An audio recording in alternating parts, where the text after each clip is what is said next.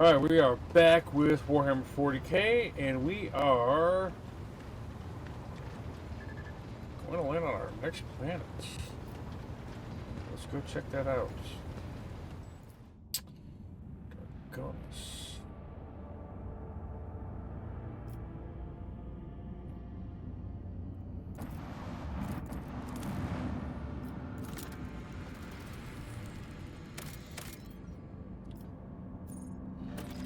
Administratum.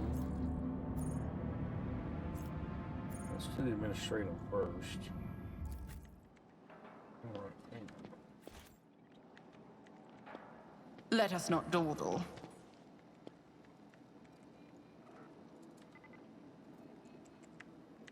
Welcome to the Palace of the Adeptus Administratum. Your ladyship, please follow me.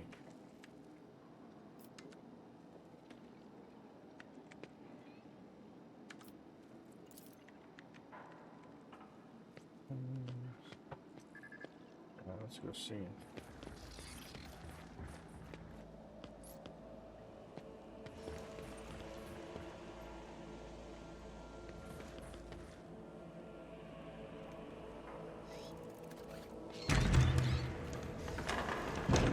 Keep your wits about you.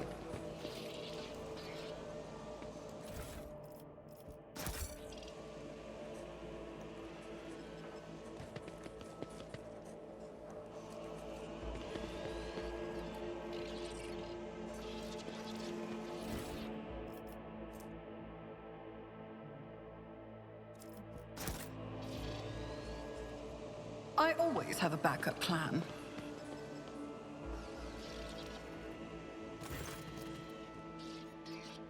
An ancient-looking woman in a voluminous robe peers at you critically through her ocular lens when you descend into the bowels of your bureaucratic domain.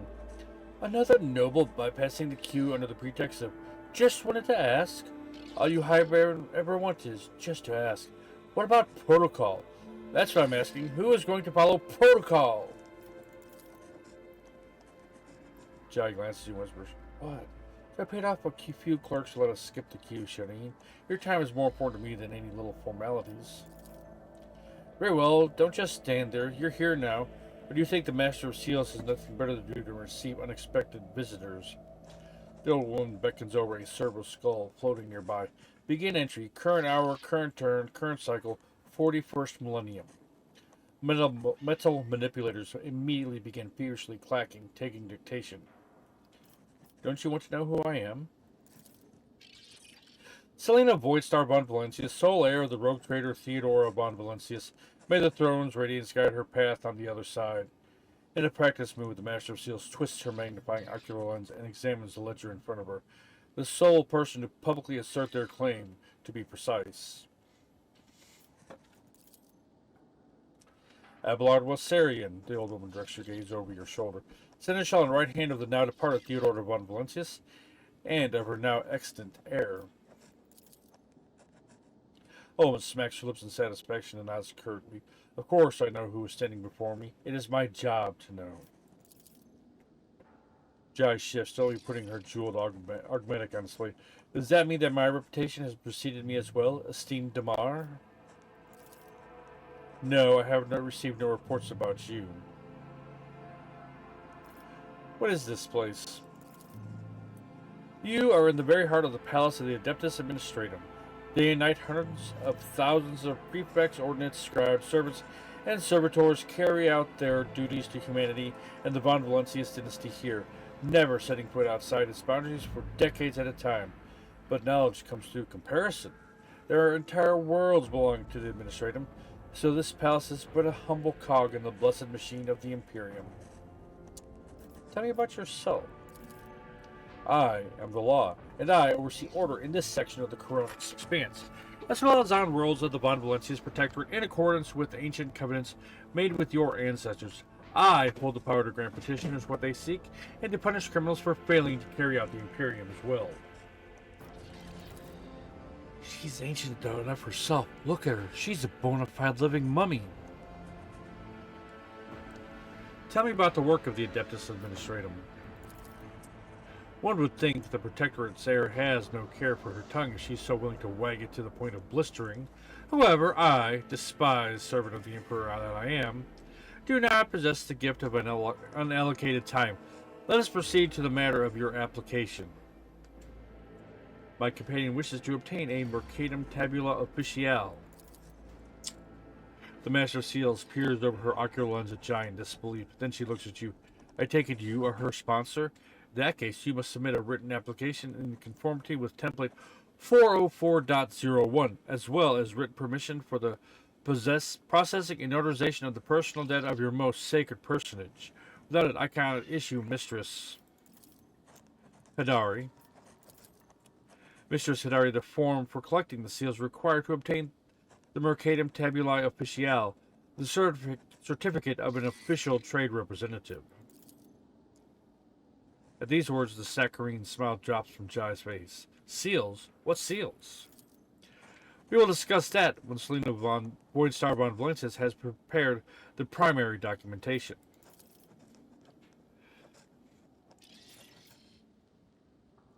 Abelard lets out a stoic sigh and rolls his eyes. You get the feeling that this is not his first personal interaction with the administrative bureaucracy, nor is it his second. There's no way of getting around these formalities? Fear the wrath of the Immortal One, your ladyship. What would become of your protectorate, or even the Imperium itself, if every person did what you are proposing? No, Lex Imperialis, Volume 249, Paragraph 18-2, Amendment of the 12th cycle of the previous millennium, clearly states, actions that circumvent the sacred law of the Imperium in pursuit of personal gain are a manifestation of human weakness, which is subject to eradication. Well, we'll go ahead and just skip all the other stuff and complete the application. The perfectly sharpened quill scratches pleasantly on the parchment, but for the first few minutes, the obfuscatory phrasing, footnotes, amendments, you are forced to write out the same details over and over about you, Protectorate, Theodora von Valencias, Jai, and also every living person who bears your family name. If you do not know all the required information, you must complete supplementary forms. 1 hour passed. Next is the consent form for processing and notarization of the personal data of your most sacred personage. I'm going to give my written consent on the presented form. The scroll is whipped away into another tube. Protocol executed, application received, processed, approved. The servo scroll scribe taps out each word after its mistress's pronouncement. Come on, esteemed Damar. What's that you were saying about seals? Okay. Here's your document, Miss Hidari. Unfortunately, it does not yet have legal force.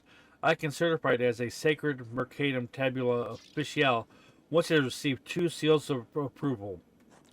They are easy to obtain, and the Imperium Court Administrative Servitors have been handling such tasks for over 150 cycles. There is one such servitor here on Dargonus and the Rogue Trader's Palace, and the second is duty-bound to keep the seal in the Tekelos Epsilon system.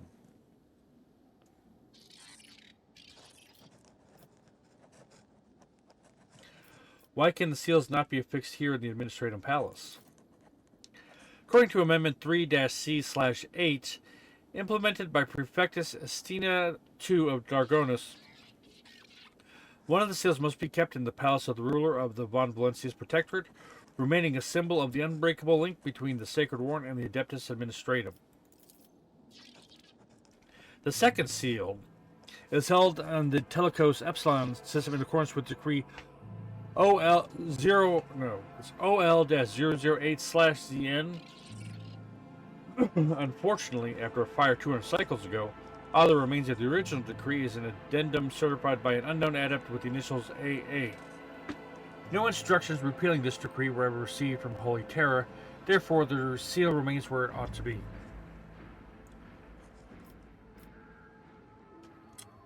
And why am I obliged to handle such a task myself? Decree 424, Clause 79, Amendment 8 of the Law on Certifying a Mercatum Tabula Officiale with sponsorship of a bearer of the Warrant of Trade. The sponsoring rogue trader must be present at the placing and certifying of each seal. If this requirement is not met, the document will be deemed invalid. Find the administrative servitors and have them place 2 seals of approval. The goal is clear.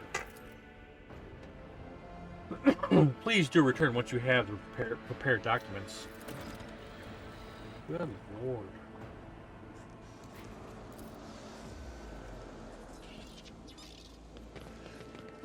Excuse me, sorry. Oh, I always keep my options open. Watch your steps.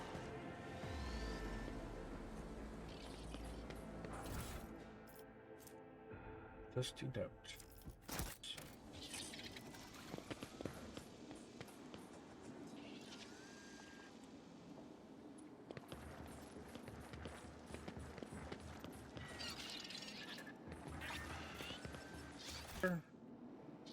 How did I not see that? Is there money to be made?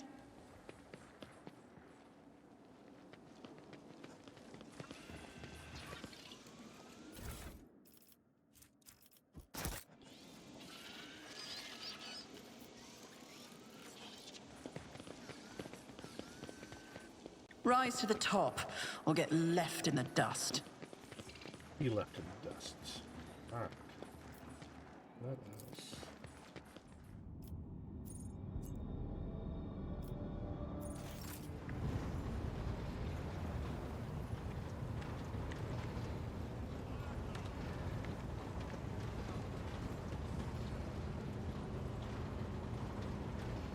Let's see if this is right.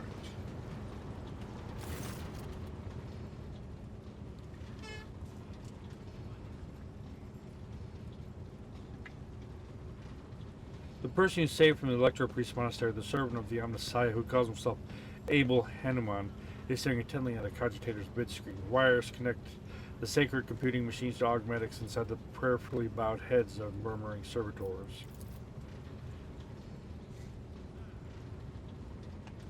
Abel looks up at you. After a lengthy silence, he looks away and says stiffly, "The Messiah knows all, comprehends all."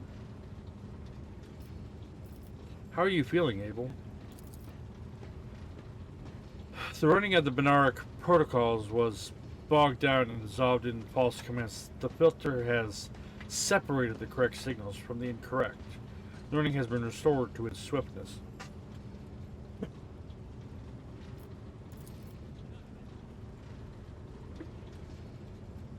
Tech Brother Abel has passed the diagnostics. The pernicious influence of sacrilegious procedures has been completely eliminated. Statistically, most survivors of a schismatical infestation are left with severe cognitive impairments.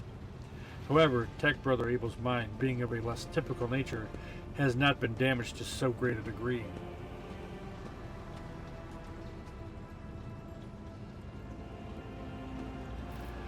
Tech Brother Abel, you are free from possession, are you not? I trust that you pose no threat to my ship. Abel's voice quivers and his eyes dart around, desperately avoiding eye contact. What was flawed has since been purged, but the shadows of the hunt linger. The cog is dismounted and no judgment has been made. In the absence of judgment, threat remains. Who will make the judgment? I will. Pascal places a mechanodrite. An Abel's shoulder repeats, his voice heavy like a wheel tread, crushing the dirt underneath. I will make the judgment that will avert the threat. His gaze falls on you. There is no need to frighten him.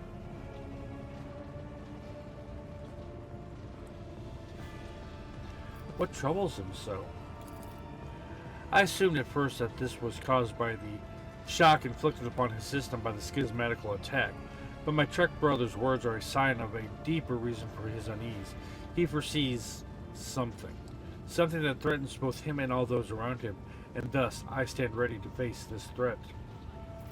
What judgment do you two speak of?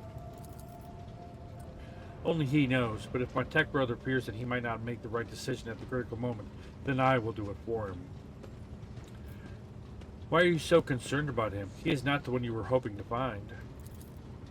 Answer unknown. I am registering a kinship, both between our identifiers and one that is more profound. Archmagos Amarnat left an imprint on all his students. It may be, then, that I see some of my mentor and tech brother Abel, and so my spirit rejoices and strives to keep him from harm. You care for him as if he truly were your younger brother. Tech brother Abel is harmonious, and harmony is beautiful. It is so strange an urge to protect beauty from the horrors of the grotesque. I will try not to give Abel any undue cause for dread. Thank you. So why do you and Pascal have the same name? The naming of names is not an index to the text. The naming of the names is the text. Abel's answers can be enigmatic. His mind works differently from ours. He thinks in harmonic imagery and notices the symmetries and proportional relationships in the world around him. Poetry would be the closest analogy to how he perceives and interacts with reality.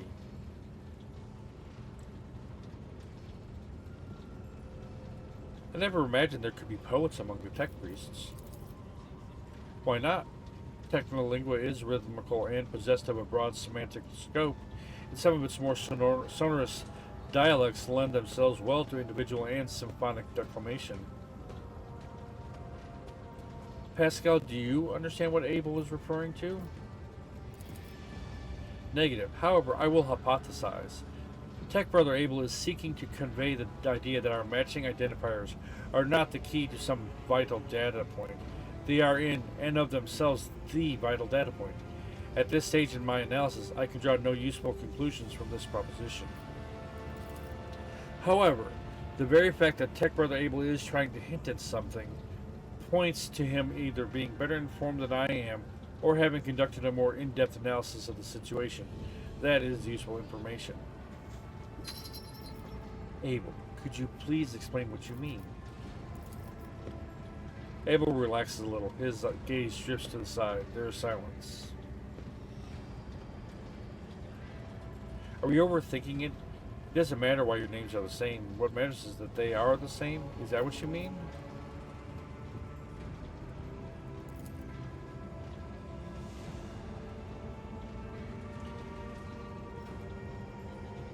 Abel looks sideways at you, and at once his transfixed stupor is gone. At this point in time, the cycle has been broken and reshaped into a rising spiral, as Amernat envisioned. On hearing his mentor's name, Pascal lets out a raspy, static-filled sigh. They are connected. My hypothesis regarding Abel's connection to the blessed Amernat has been confirmed. And what are you working on? We catch the soul of the light in the solar wind. We look for the footsteps the Messiah left when he walked in the desert. This is the one romantic computation procedure. The depersonalized minds of the machine servant are in a data dream, processing enormous arrays of assorted data and aggregating them. Virtually all results of such synthesis are scrap data, but occasionally we have noted coincidences whose exactness defies logic. It is extremely rare and venerated form of statistical augury, but Tech brother Abel is adept at this form of appealing to the Deus Mechanicus.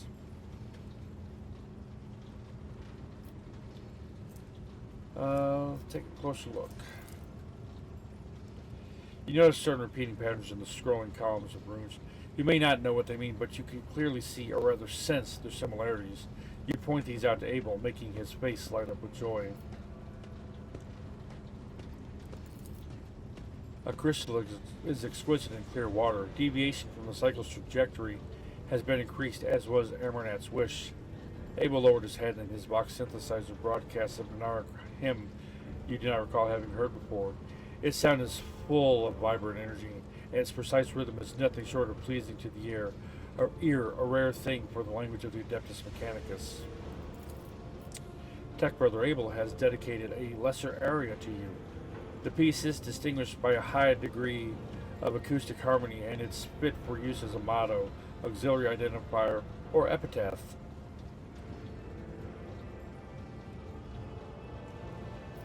I thank you for the generous gift. The gift is disproportionate, but it does signify a personal affinity. Why do you do it? Is how we execute the quest for knowledge in the hope that the machine god grants us an epiphany, so we may discern a logical connection in a massive absurd data which will propel our comprehension forward. Inspect the sacred machine. The hair has been removed from the servitors' heads. Their bulky cerebral augmentics cover their skulls like helmets. The face of the cogitator servants are blank. Their eyes are closed, their lips are incessantly whispering what sounds like gibberish. Hundreds of lines of symbols containing information scroll down the cogitator's bid screen. Abel Hanuman appears at it with voracious interest, in sharp contrast to his usual placidity. Well, my interest in this subject has been exhausted.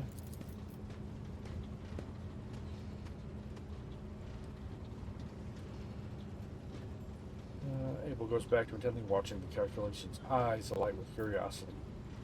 You hear what Abel said? It seems we have contributed to Amernat's design and deviated from the cycle. What does that mean for you?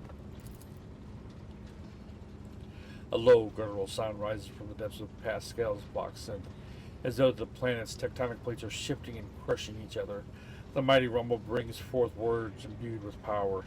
We follow a path charted by a great mind, but that path leads to dark places. The cycle has the advantage of predictability. Abandoning it will plunge the collective into a perilous space of uncertainty which will inevitably lead to disasters and the risk of universal annihilation. The doctrine of discontinuing the cycle may herald good things to come, or it may be a death sentence. Only the Omnissiah knows all and comprehends all. Others are mere prophets who interpret his wisdom as far as their own comprehension permits.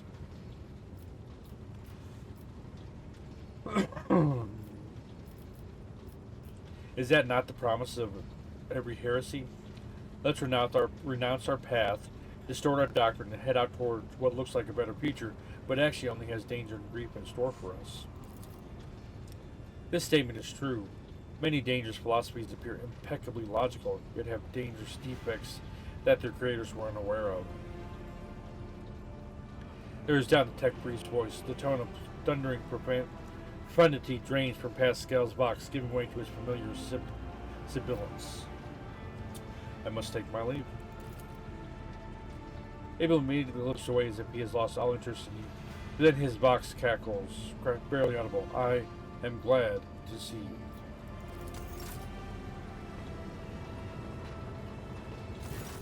My apologies. 19% of my processing power is engaged in the analysis of my tech comrade's memory. My response time may be longer than usual. Have you found anything out? The data is scarce. His identification code is the same as mine, and his memory contains data confirming that the assassination did take place. Unfortunately, some of his memory was damaged by pulses broadcast by his battle harness. I can assert with some confidence that he was who he claimed to be, and that he served the Deus Mechanicus earnestly and eagerly. He gave off the impression of a paranoid madman. Notwithstanding his permanent state of agony, he was not cognitively dysfunctional. His desire to immediately destroy the object he had deemed profane was partly dictated by his engrammatic augmentics, which were receiving imperatives from his battle harness. In light of the oddness of our matching identification codes, I find merit in his hypothesis as to the existence of a clandestine malevolent agent or conspiracy operating inside our fraternity. Who do you think was behind the assassination? No data available. I will hypothesize that the assassination was instigated by an enemy of the Blessed Amanat's doctrine. I accept the possibility that the assassins were targeting me, only to be led astray by Tarsus and my own identical identifiers. I am concerned about the fate of Archmagus Amanat. According to Opticon 2-2, he went missing in the wake of the incident on an Arch Mechanicus, the Hermetico. Information about that ship and its perishing has been purged from the archives. I accept the possibility that the incident on the ship, the concealed data, and the assassination have all been part of a single conspiracy. Are you not surprised that Amernat's words had such an effect on Opticon 22? I was not knowledgeable as to how popular Blessed Amernat's teaching was in explorator circles. The Cognizance fleet is massive. His ideas might have found a larger following on its periphery than in the Mother Squadron. Amernat was a believer and he caused a schism. Tarsus was a believer and he turned into a zealot. Faith can be dangerous. Of course, faith is dangerous. Faith is the prerogative of the spirit, and a spiritless mind is an enemy of all existence. Without faith, there is no meaning in anything, no point to any aspirations or limitations. But faith can take different forms.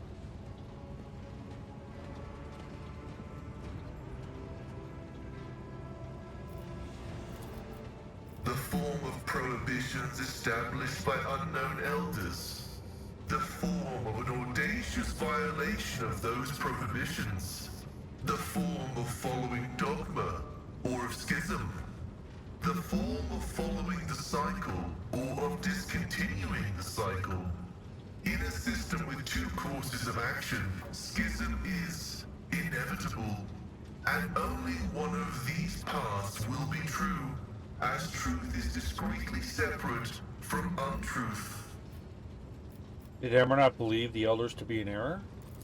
Amernats did not reject any one specific prohibition, but found their cumulative effect to be oppressive.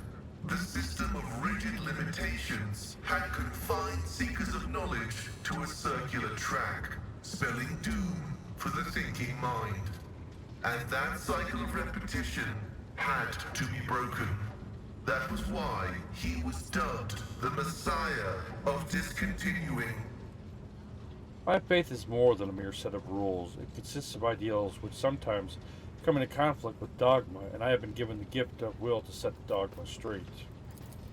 The Omnissiah has bestowed upon us the supreme mission, the quest for knowledge. The fact of its existence confirms that reason is yet to comprehend and quantify the universe in its entirety. This precludes the existence of any prohibition that could be considered universally relevant. All limitations need their exceptions, yet exceptions belie the inviolability of prohibitions. Pascal's voice takes a thoughtful tone, and its otherworldly might peters out. Perhaps you will be able to find out more. I will continue my research into the Blessed Martyr's memory with all due reverence. Alright. Strange messages have been appearing in the ship's logs. What do you know about this error? This statement is true. Algorithmic violations have been recorded, as a result of which I twice performed an offering to the cogitators of corrective data vows and ruled out the possibility of sabotage. I hypothesize that the violation is a consequence of the discontent of the ship's machine spirits. I recommend a procedure of placation of the honored spirits for the glory of the Omnissiah and the steel angels sent by him. Alright, this can be a long shot, since I doubt you have any experience in this, but what gift do you think I could give Jai? Given the high status of the unit Von Valancius and her services rendered to the Adeptus Mechanicus, perhaps a request for special leniency for the unit Jai Hidari, the sentence of oblivion without servitorization that is stipulated for her crimes, may instead be commuted to immediate redemptive servitude in perpetuous. Then, hypothetically, in time she would be able to compensate for a small portion of the sacrileges she has committed against the Omnissiah. It would be a most generous gift, However, this act of mercy is not advisable, for it is undeserved. I want to know the truth about you. The request is approved. I did conceal certain information. I was a student of Archmagus Amanat, but I committed an act of betrayal after he deviated from sacred dogma. What did Amernat do? He fell into schism and challenged the sacred boundaries of knowledge. The blessed Amanat claimed the limits of what is permitted must be expanded, because by refusing to explore certain law, we find ourselves in contempt of the seventh universal law. Comprehension is the key to all things. My mentor put forth a thesis claiming that we have stagnated, that ritual is now nothing but a cage for souls and false worship of the Omnissiah. He sought to break the cycle of mindless repetition because he saw the inevitable demise of our faith and all humanity at the end of it. Certain aspects of the Imperium have indeed ossified. His argument sounds reasonable. This statement is false. My mentor's words sound like heresy. Limits were established because it is dangerous to venture beyond. Each step past them could lead to a bloody slaughter, but the blessed Amanat was not afraid. So how did you betray Amernat? The teachings of the blessed Amanat spread, and word of it reached the conclave of the Cognizance fleet. They recognized his teachings as tech heresy. Many tech priests suddenly vanished or were subjected to servo penance for minor transgressions. The students of Amanat, whose number included many enlightened and respected brothers, resisted. My prognosis showed that our most likely future was a schism and a fratricidal war that would destroy the Cognizance fleet. That was when I headed to the Conclave. I confessed and handed the information about my mentor's research over to the Conclave. Brazen, anathematic studies of the Forbidden Law. The Conclave could use that data to summon Archmagus Amanat to stand trial and compel him to repent on pain of excommunicate Traitoris. His subsequent fate is unknown to me. So you betrayed your mentor. This statement is true. However, I took this step out of loyalty to my mentor. He rejected caution and was leading us to a blasphemous war where he would become the first and most important victim. I did not want to witness his destruction and tried to force him to submit. I wanted to return to my mentor and share his fate, but the Conclave found me repentant and sent me to the station Alter Templum Calixis EXT-17, where I was to atone for my previous transgressions. You acted as a loyal son of the Imperium should. I pray that the Omnissiah grants us wisdom to overcome the dialectic differences that divide us. So why did you go to Rakad Minoris? I was summoned there by a message that was encrypted with the Blessed Amanat's personal code, and could be interpreted in several ways. One thing was certain: we were in danger, and I had to go to Rakad Minoris. The tech priest named Abel. Who is he?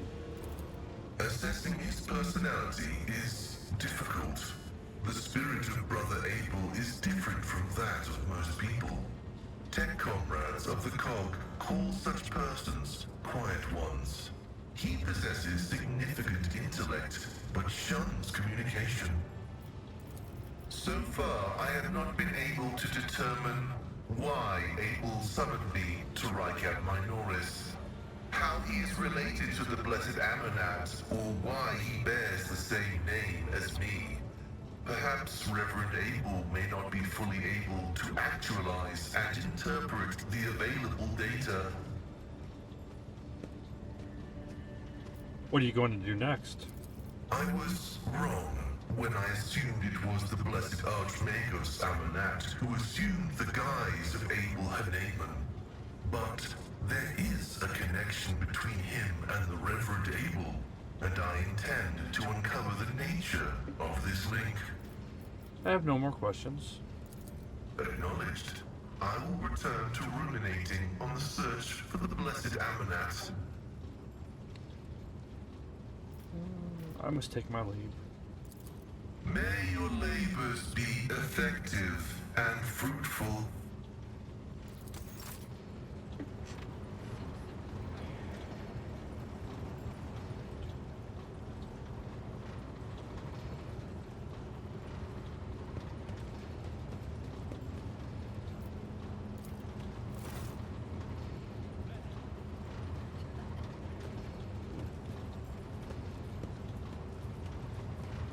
That doesn't look good.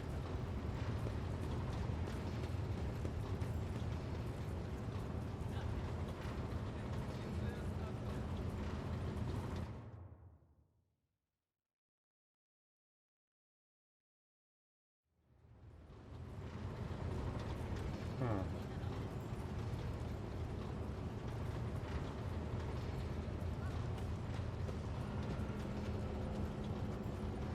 Nothing there. The Omnissiah knows all. May your labors be effective and fruitful.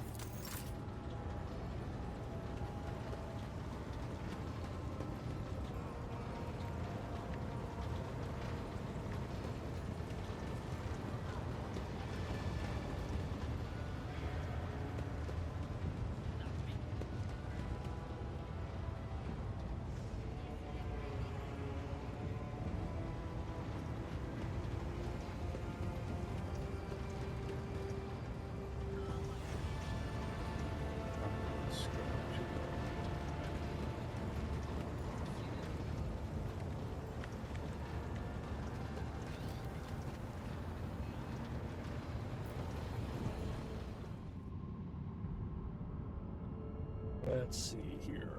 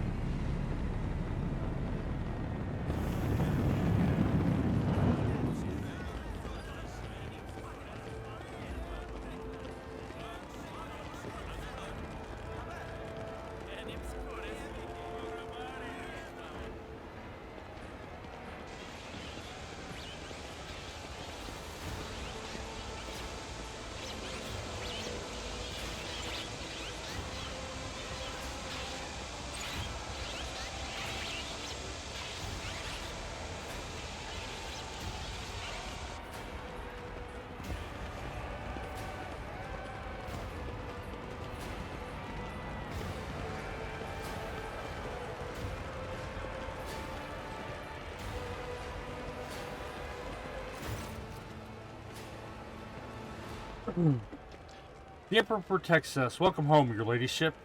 The stately woman in a long, full-dress uniform makes a graceful curtsy. Her short, graying hair does not obscure her stern features. I am Clementia Wersarian, Court Chancellor of the Von Valencius dynasty. On behalf of all of Dargonus, please accept my deepest condolences in the untimely passing of Theodora von Valencius. Her departure is a terrible blow to us all, but as one star expires, another always flares to light.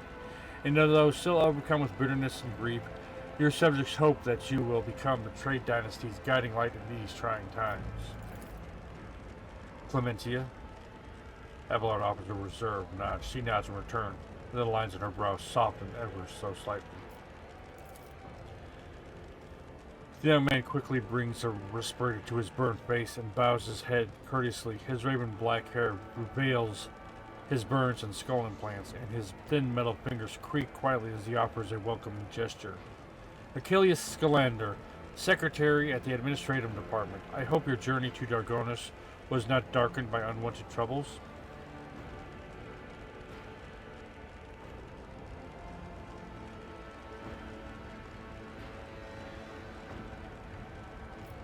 The Emperor protected us on our journey through the stars. Achilles makes a sign of the Aquila, and may he remain merciful to us till the end of time. Does your ladyship wish to survey the grounds? Perhaps we could state your curiosity by answering any questions you might have. Excuse me.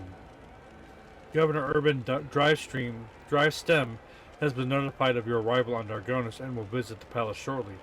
The preparations for the official visit are well in hand, but your ladyship still has plenty of time before the meeting. Hold on a moment, Clementia. What did you say your last name was? You heard correctly, your ladyship. I am of House Rosarian, Lord Abelard's granddaughter and direct descendant. The succession of service is an effective good. It grants new generations understanding of their function within the mechanism. Chancellor Rosarian has held her position at the Von Valencia's court for many years. She earned Lord Captain Theodore's respect through acts of great perseverance. There is no room for doubt. Blood had nothing to do with it. The Emperor blesses those who strengthen humanity's domain through their deeds. You have reason to be proud of your progeny. Abelard looks at you in surprise, but then immediately puts on an air of indifference. Thank you, Lord Captain. And why isn't the governor here with you to greet me? Apologies, your ladyship. Governor Drystem's residence is on the other side of the world, by the administrative palace of Dargonus. We send word as soon as you enter the system, but it takes time to travel the great distances of your domain. Hey, I went to the administrative palace. If I can go there and then come here, he can come here. Something's up, yo. Chancellor Rosarian appears unruffled, but you cannot shake the thought that the governor's lateness is a subtle political gesture designed at testing the limits of what is acceptable when it comes to interacting with a new rogue trader. I would like to rest before the meeting. Where are my chambers?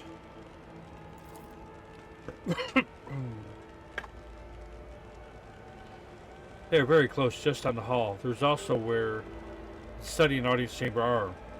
Achilles' face brightens with a pearly white smile, restoring some of her former good looks. Lady Theodora's study has remained locked since her departure, but, on account of your arrival, we arranged for it to be tidied up. It is ready for whenever you may need it. You are dismissed.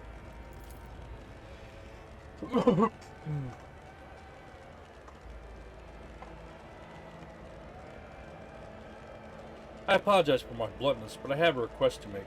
Perhaps, before the meeting takes place, the illustrious Lord Captain could spare a few minutes for a conversation with me? Achilles bows his head. I'm certain that you will find my report on the state of affairs in the Von Valencia's Protectorate most useful.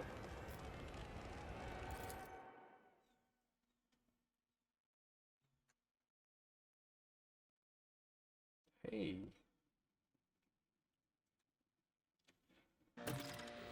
Can you believe I had an audience where I met a bunch of people and nobody was shot and killed? Holy crap, the world might be coming to an end. Where am I going?